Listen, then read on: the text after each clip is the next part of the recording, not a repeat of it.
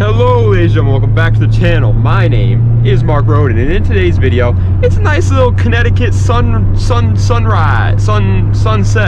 That's not a sunrise, it's a sunset. Nice little Connecticut sunset. And so I took the old Integi out, and I'm going to explain to people, to the best of my abilities, some of the most used car guide terms in the community. So if you're new in the community, or maybe even if you have some experience in the community, but you just never learned what that one term meant, well, I got you covered. My mom just texted me, "Mother, I can't check that, but I'm checking it anyway, I'm illegal." But anyway, yeah, we're gonna be looking at some good old-fashioned, some car guide terms and going over what they mean. I wrote down like, I think 10 of them, and I'm just gonna discuss them, hopefully accurately. I'm pretty sure I know all these. I mean, it's pretty simple at this point in my car guy career, but again, when I was getting started, I didn't. So the first one is JDM. JDM is a term you're going to be hearing a lot if you're getting into the car community nowadays. Everybody likes JDM cars, and for good reason. They're really cool cars. But what are they? You know, what is a JDM car? What's so special about a JDM car compared to something else?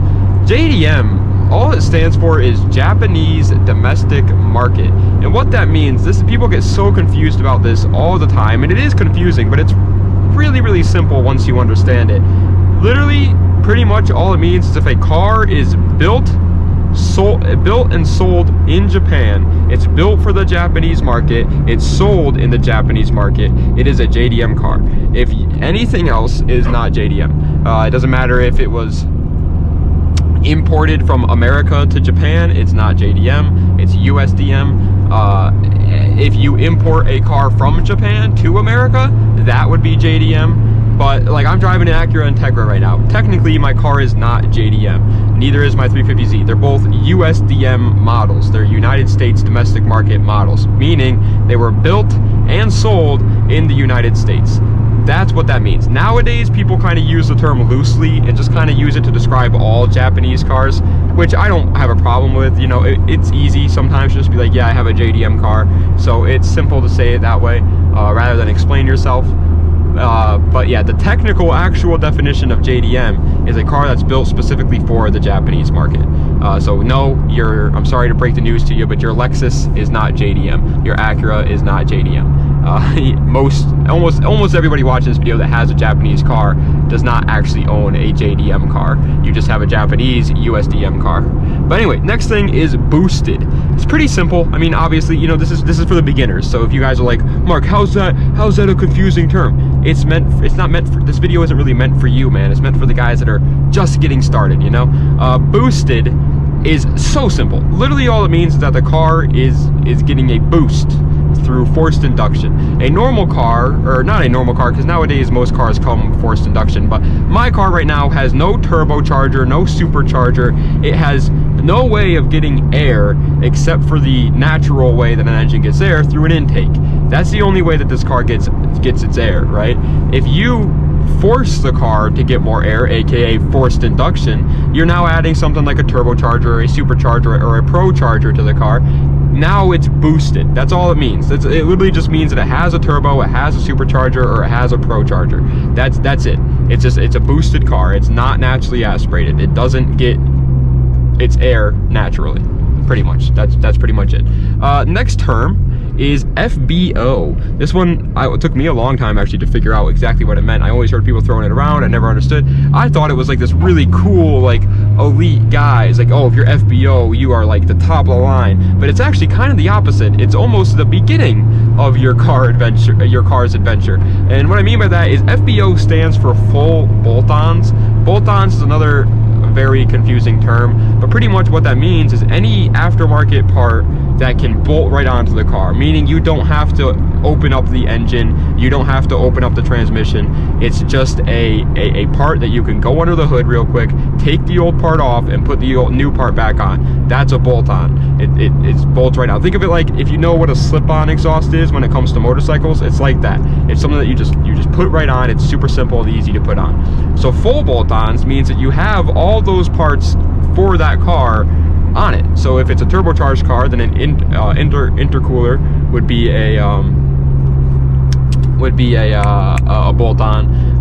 Any car, a cold air intake, or just an intake in general, is a bolt-on. Exhaust is a bolt-on. Headers are a bolt. I mean, that's part of your exhaust, but yeah, headers are a bolt-on. Things like that, you know, just very simple. Radiator, simple things that are just, you put them on. If your car is full bolt-on, what that means is that you have all those parts on it. You know, you're done with that part. You're on to the next part, which is turbocharger or building the motor.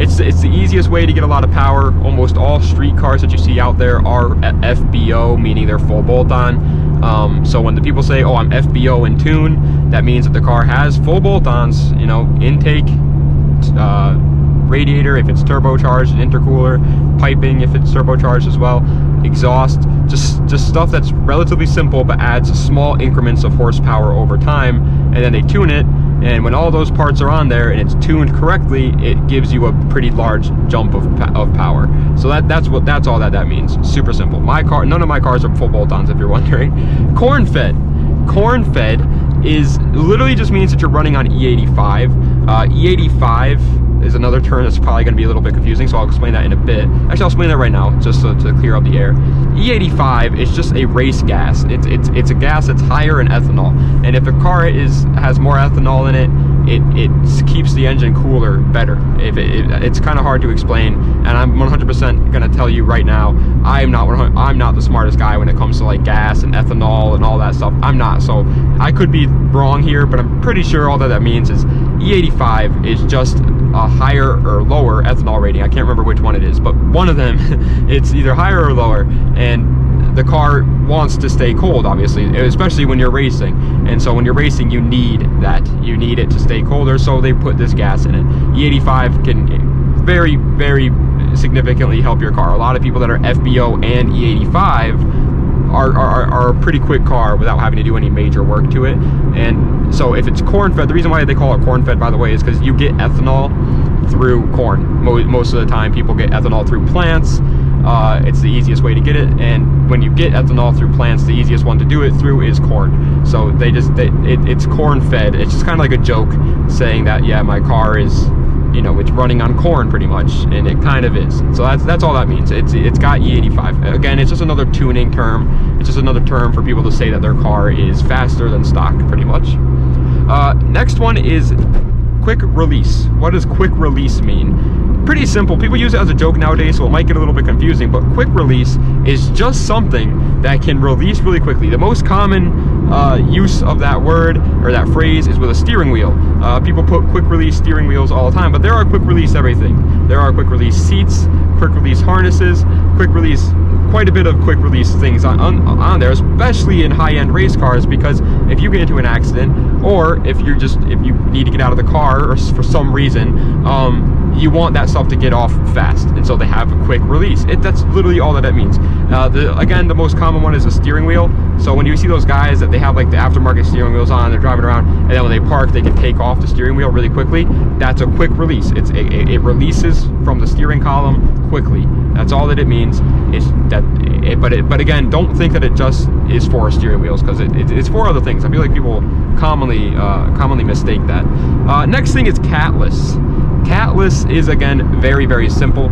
On an exhaust, there's something called your catalytic converter. Your catalytic converter does exactly what it says it does. It converts the catalysts to air, so that way you can, you're not polluting the world every time that you step on your gas. It's pretty much just a filter in your exhaust, right? And that's where your O2 sensors sit. There's one before your cat, and there's one after your cat. And the reason why is because the first O2 sensor reads how much muck and crap and gook is in the air that's coming out of your engine. And then the second one is after the catalytic converter, because the catalytic converter, like I said, it takes all that air and it filters it out. And so then the second one reads how much it got rid of, and it tells the computer if the catalytic converter is doing its job. And that's pretty much it. It's pretty simple. But catless means that a car has no catalytic converter on it. It usually is a lot better for power gains.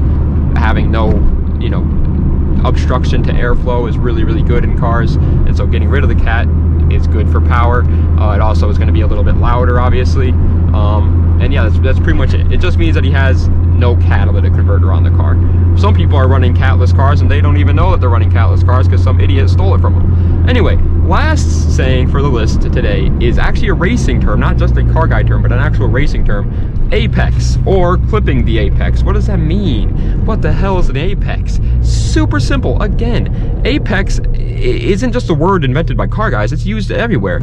Apex predators, apex, I don't know, apex, you know what that means. So it's the top of the line, the best possible outcome or something like that, you know? And that's exactly what it is when you're racing. The apex or clipping the apex, let's say this white line is the apex, is the corner. The apex is right there. I clipped the apex, right?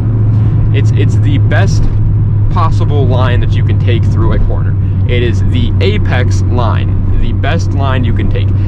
Obviously, a lot of the time when people are racing in an actual racing scenario, they can't always take the apex because everybody else is going to be trying to take the apex. But if you're alone, if you're hot lapping, that's what you always want to stay on the apex, because there's a reason why it's called the apex. It's the best. And then clipping the apex is when you're going into a corner. There's a point on every corner on every track in the world. There's a point that your tires are supposed to touch that curb, and then after that point you pretty much give it gas. That's the apex of that corner. That is the oh, look at that guy doing a wheelie. That was sick. But yeah, that's the best possible best possible outcome if you're racing on a track. It's the apex line, apex corner, apex, clipping the apex. It's just the best. That's pretty much what it means. But anyway, guys, that's gonna be it for today. Dodge Challenger, a bunch of hoodlums sitting right there.